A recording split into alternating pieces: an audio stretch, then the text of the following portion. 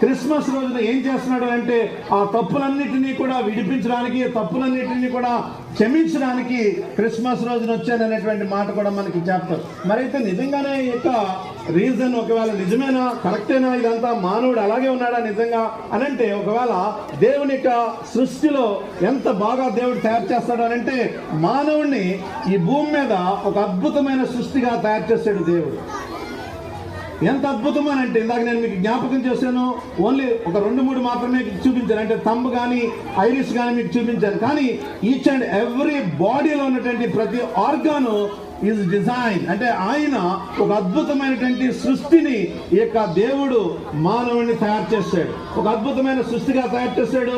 మానవుడికి అన్ని కూడా పరిపాలన చేయడానికి, ఆధిపత్యం ఇవ్వడానికి, లేకపోతే వాటి మీద ప్రభుత్వం ఇవ్వడానికి అన్ని మానవుడి పట్ల దేవుడు ప్రణాళిక చేశాడు.